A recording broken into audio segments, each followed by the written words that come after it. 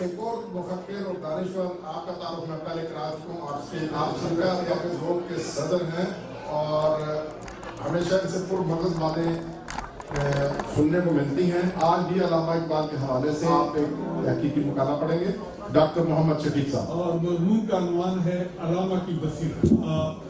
علامہ اقبال 20ویں صدی کے ان دانشوروں میں سے جنہوں نے نہ صرف منظوم کا بلکہ نثر میں بھی اپنے خیالات کا اظہار کیا، اور دونوں کی اہمیت اپنی جگہ لیکن بزبان عام ان کی شاعری میں ملت کے بکھری ہوئی شراری کی نشاندہی ہے۔ کبھی ان میں وضاحت ہے، کبھی ان میں ایک ابہام کسی جو ہر شاعر کے کلام کا علامہ اقبال نے اپنے اس ابہام کو نثر سے واضح کیا ہے، جس کو عوام کی نظروں سے پوشیدہ رکھا جانا جو ہے یہ بڑا اہم ہے اس مضمون کے حوالے سے۔ شاید اس لیے کہ نثر میں مسلمانوں کی تنزل کا مدعا ہے، جن کی ضد میں وہ مخصوص خط کا آتا ہے جو اس تنزل کے اسباب کے ذکر میں۔ باقی شاعری میں شہین اور خودی کا تذکرہ بقدر خاص ہے، لیکن خودی کو انسانی اقدار کے میراث پر رکھا ہے۔ خودی دوسرے اقدار کی طرح ہے، یعنی ناصحوں کی تقریروں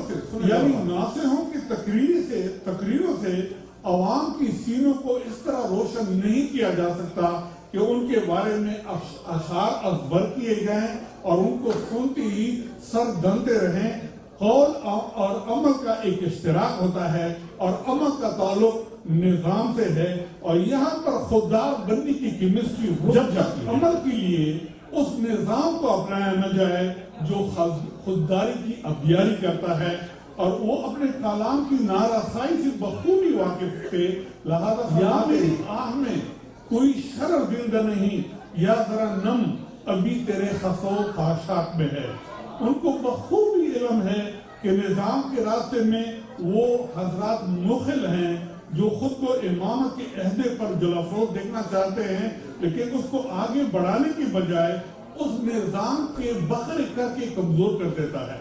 اور افسوس کا مقام یہ ہے کہ آج تک ان کو اس کا احساس بھی ناکامی متائے کارواں جاتا رہا، کارواں کے دل سے احساس زیاں جاتا رہا۔ ایک جگہ پر علامہ اقبال کا یہ شعر، یہ اشارہ ایک مہر کی حیثیت رکھتا ہے۔ قوموں کی امامت کیا ہے، اس کو کیا سمجھے یہ بیچارے 2 رکعت کے امام۔ اور ایک شعر میں علامہ صاحب پورے دعوے کے ساتھ فرماتے ہیں، پیر حرم کو دیکھا ہے میں نے، کردار بے سو گفتار واہی۔ واہی کے معنی واہی۔ علامہ اقبال نماز کی نصیحت اور اسلامی فلسفہ سے بھی بخوبی واقف ہیں، اور نماز کے نتیجے میں وہ پیام ملت کو نہیں پہنچتا جو ہونا چاہیے۔ تو ایسی نماز کے بارے میں ان کا فرمان کچھ نہیں ہے، تیری نماز میں باقی جلال ہے، نہ جماع اذاں میں نہیں میری سحر۔ علامہ فقط ایک خوشگوار حادثے کو ملت کا نجات دہندہ سمجھتے ہیں، جسے تو گراں سمجھتا ہے، 1000 سجدوں سے دیتا ہے آدمی کو نجات۔ اسلامک فلسفے کو سمجھنے کے لیے اہمیت پر زور دیتے ہیں، اور ان کا یہ کہا، اپنے دل سے پوچھ ملا سے نہ پوچھ، ہو گیا اللہ کے بندوں سے کیوں خالی حرم۔ یہاں اللہ کے بندوں کی اصطلاح محسوس معنی میں استعمال ہوا ہے، جو اپنے سجدے کی اہمیت سے واقف ہے، اور زمین کے ساتھ فقط پیشانی کے رگڑنے کو وہ اس فلسفہ سے فرار سمجھتے ہیں۔ جو میں سربا سجدہ ہوا کبھی تو زمین سے آنے لگی یہ صدا، تیرا دل تو ہے سنا ماشنا، تجھے کیا ملے گا نماز میں۔ ایک اور شعر میں اس فلسفے کی مزید وضاحت میں گویا ہیں۔ شعر سنے کہ بہت خوبصورت شعر ہے، مجھے ذاتی طور پہ بہت پسند ہے۔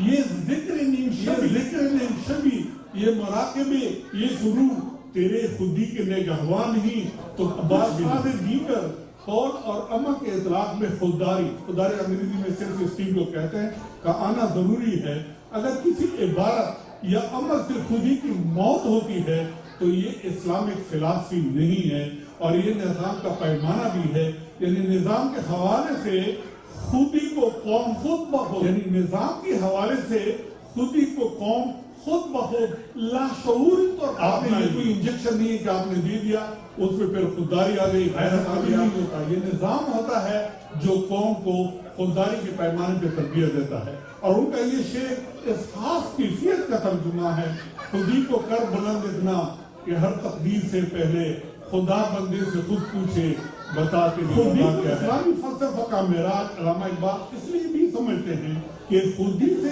آنے سے آپ شکستہ خوردہ ذہنیت خودی کے آنے سے ایک قوم ایک ایسے سیسا پلائی دیوار بن جاتی ہے جس کو علامہ اقبال مومن کا درجہ سمجھتے ہیں. کافر ہے تو شمشیر پہ کرتا ہے بھروسہ، مومن ہے تو بے تیغ بھی لڑتا ہے سپاہی. پوشیدہ رکھا جانا جو ہے یہ بڑا اہم ہے اس مضمون کے حوالے سے، شاید اس لیے کہ نثر میں مسلمانوں کی تنزل کا مدعا ہے، جن کی ضد میں وہ مخصوص خط کا آتا ہے جو اس تنزل کے اسباب کے ظلم ہے. باقی شاعری میں شہین اور خودی کا تذکرہ بقدر خاص ہے، لیکن خودی کو انسانی اقدار کے میراث پر رکھا ہے اور خودی دوسرے اقدار کی طرح یعنی ناصحوں کی تقریروں سے عوام کی سینوں کو اس طرح روشن نہیں کیا جا سکتا کہ ان کے بارے میں اشعار ازبر کیے جائیں اور ان کو سنتے ہی سر دنتے رہیں. قول اور عمل کا ایک اشتراک ہوتا ہے اور عمل کا تعلق نظام سے ہے، اور یہاں پر خوددار بننے کی کیمسٹری رک جاتی ہے. عمل کے لیے اس نظام کو اپنایا نہ جائے جو خودداری کی ابیاری کرتا ہے اور وہ اپنے کلام کی نارسائی سے بخوبی واقف تھے. لہذا فرماتے ہیں یا میری آہ میں کوئی شرر زندہ نہیں، یا میری آہ میں کوئی شرر زندہ نہیں، یا ذرا نم ابھی تیرے خسو خاشاک میں ہے.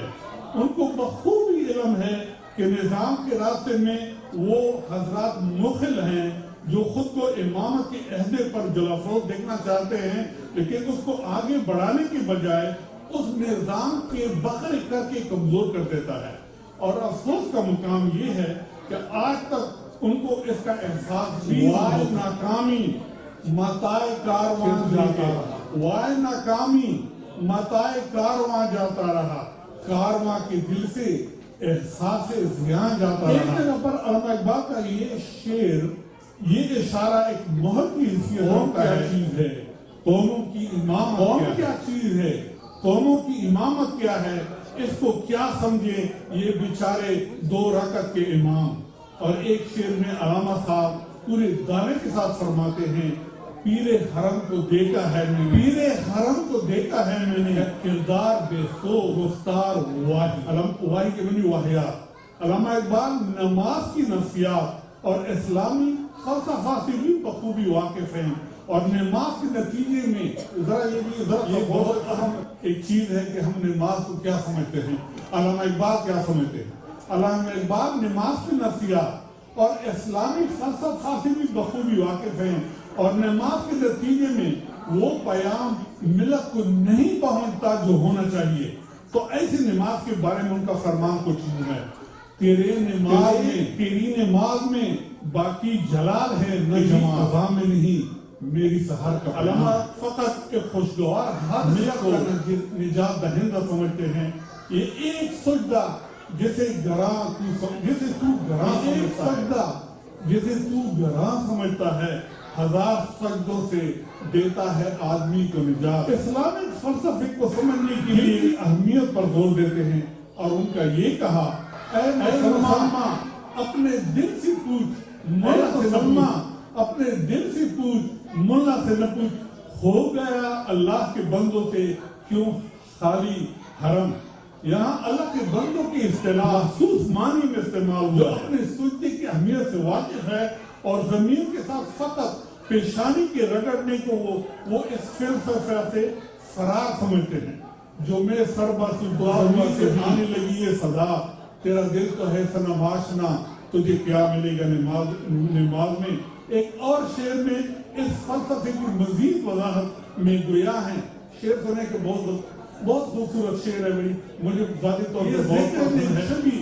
یہ مراقبے، یہ سرور تیرے خودی کے نگہباں نہیں تو بادشاہ دیگر قول اور عمل کے اطلاق میں خودداری انگریزی میں سیلف اسٹیم کو کہتے ہیں کا آنا ضروری ہے. اگر کسی عبارت یا عمل سے خودی کی موت ہوتی ہے تو یہ اسلامک فلسفی نہیں ہے اور یہ نظام کا پیمانہ بھی ہے. یعنی نظام کے حوالے سے خودی کو قوم نظام کے حوالے سے خودی کو قوم خود بخود لاشعوری طور پر آپ نے کوئی انجیکشن نہیں ہے کہ آپ نے دے دیا اس میں پھر خودداری آ گئی, غیرت آ گیا. ایسا کبھی نہیں ہوتا. یہ نظام ہوتا ہے جو قوم کو خودداری کے پیمانے پہ تربیت دیتا ہے. اور ان کا یہ شعر اس خاص کیفیت کا ترجمہ ہے. خودی کو کر بلند اتنا کہ ہر تقدیر سے پہلے خدا بندے سے خود پوچھے بتا کے خودی کو اسلامی فلسفہ کا معراج علامہ اقبال اس لیے بھی خودی سے آنے سے آپ شکستہ خوردہ ذہنیت رکھ ہی نہیں. خودی کے آنے سے ایک قوم ایک ایسے سیسا پلائی دیوار بن جاتی ہے جس کو علامہ اقبال مومن کا درجہ سمجھتے ہیں. کافر ہے تو شمشیر پہ کرتا ہے بھروسہ, مومن ہے تو بے تیر بھی لڑتا ہے سپاہی. باقی صورتحال میں مایوسی ہی قوم کا کڑانے اغیار ہے, رسوائی ہے, ناداری ہے. کیا تیرے نام پہ مرنے کا عوض خواری ہے. رحمتیں ہیں تیرے اغیار ہیں, تیری اغیار کے کاشانوں پر برق گرتی ہے تو بیچارے مسلمانوں پر. علامہ اقبال اس کا جواب یوں دیتے ہیں, شیوا تمہارا وہ غیور خوددار, تم اخوت گریزاں وہ اخوت پہ نثار, تم ہو گفتار سراپا وہ سراپا کردار, تم ترستے ہو کلی کو وہ گلستان کا کنار. علامہ اقبال نظام کے اپنانے میں نظام کی کمزوریوں کو بھی مد نظر رکھتے ہیں. جمہوریت کے بارے میں ان کے جن کو وہ حضرات نظام کی مخالفت میں ووٹ کرتے ہیں جو تبدیلی میں اپنا نقصان سمجھتے ہیں. علامہ اقبال کا ایک شعر اس بات جمہوریت ایک طرز حکومت ہے کہ جس میں بندوں کو گنا کرتے ہیں تولا نہیں کرتے. بعض حضرات عوام کو یہ حق دینے سے کتراتے ہیں اور یہ حق دینے کے لیے تعلیم کے ذرا سے جوڑتے ہیں جس سے محروم بھی انہیں نے رکھا ہوا آتا ہے.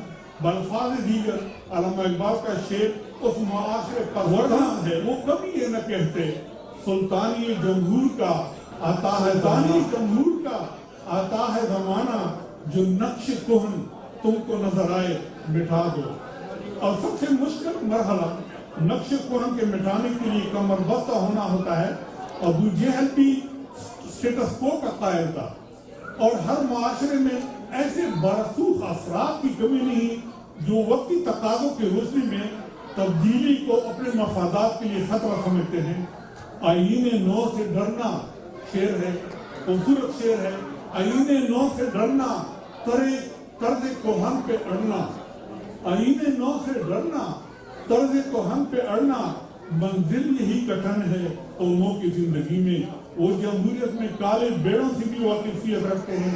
فرماتے ہیں جمہور کے ابلیس ہیں ارباب سیاست. جیسے ظاہر ہے کہ سیاست کے دو واضح رنگ ہیں اور ہر قوم و ملت نے اس کے رنگ دیکھے ہیں اور ہر نظام دہشت کے لیے بھی استعمال ہو سکتی ہے. اور آج مسلمان اقوام میں اس کا واضح ہیبتناک حلیہ دیکھا جا سکتا ہے. جلال راہی ہو کہ جمہور